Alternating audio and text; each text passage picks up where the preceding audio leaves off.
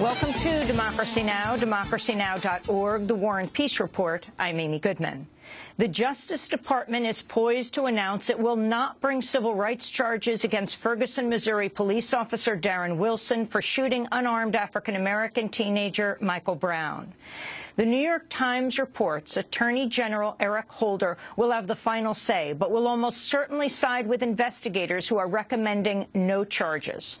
A wider Justice Department probe into Ferguson police over reports of racial profiling in traffic stops and use of excessive force remains underway. Meanwhile, a judge has rejected an NAACP Legal Defense Fund request for a new grand jury to consider criminal charges against Darren Wilson.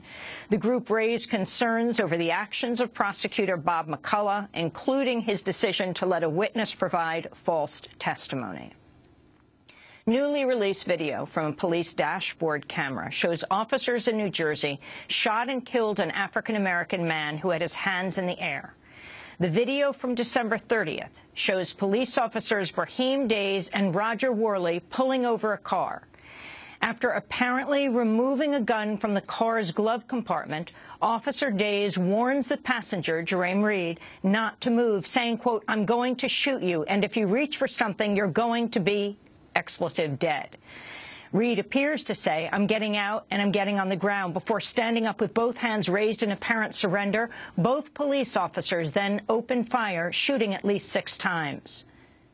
You reach for something, you're going to be dead. I'm telling you. I'm telling you. Keep your hands right there. Hey, Jerome, you reach for something, you're going to be dead. He's reaching. He's reaching. Show me your hands. No. No, you're not. No, you're not. No, you're not. Don't move. Both Bridgeton, New Jersey police officers have been placed on paid leave amidst a probe. In eastern Ukraine, a mortar blast on board a bus has killed up to 13 people in the pro-Russian rebel stronghold of Donetsk. Each side in the conflict has accused the other. The bombing comes after Ukrainian forces announced they'd surrendered the Donetsk airport to the rebels. In Yemen, Shiite Houthi rebels have reportedly reached a deal to retreat from key positions, including the president's home, in return for increased political power. But witnesses say the rebels still surround the residence of U.S.-backed President Abdurabu Mansour Hadi. The head of Germany's anti-Islam Pegida movement has stepped down after a controversy over a photo that showed him posing as Adolf Hitler. Lutz Bachmann had also come under fire for his messages on social media referring to immigrants as scumbags and trash. Newly unveiled documents show an elaborate plot between Argentina and Iran to shield Iranian officials accused in a 1994 bombing in exchange for Iranian oil. The transcripts of secret communications are part of the probe by Prosecutor Alberto Nisman, who was found dead of a gunshot wound Sunday, hours before he was due to testify on his findings. Officials have called his death a suicide amidst initial claims his apartment was locked from inside. But a locksmith who was called to the scene says the service door was easily opened, and there are reports of a third entrance through a neighboring apartment. In what the White House has called a departure from diplomatic protocol, Republican House Speaker John Boehner has invited Israeli Prime Minister Benjamin Netanyahu to address a joint session of Congress on Iran. Boehner's announcement comes one day after President Obama vowed in a State of the Union address to veto any new sanctions on Iran. Boehner acknowledged he did not tell the White House before inviting Netanyahu. I did not consult with the White House. The Congress can make this decision on its own. I don't believe I'm poking anyone in the eye. There is a serious threat that exists in the world. And the President last night kind of papered over it. And the fact is that there needs to be a more serious conversation in America about how serious the threat is from radical Islamic jihadists and the threat posed by Iran. Protesters interrupted a Supreme Court hearing Wednesday to mark the 5th anniversary of the court's decision in Citizens United, which opened the floodgates for unlimited political spending. 7 people were arrested after rising to their feet one by one, shouting, "Overturn Citizens United" and "One person, one vote." House Republicans have dropped plans to vote today on a bill to ban abortion after 20 weeks, following dissent from women within the Republican Party.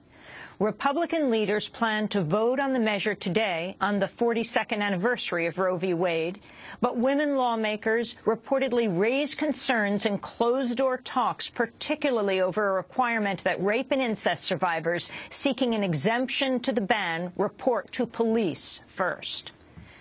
Half of the U.S. Senate has refused to formally acknowledge the existence of man-made climate change. 49 Republicans voted against a measure, noting human activity significantly contributes to climate change. The Senate overwhelmingly did approve a resolution acknowledging that climate change is not a hoax. Just one person voted against it, Mississippi Republican Senator Roger Wicker.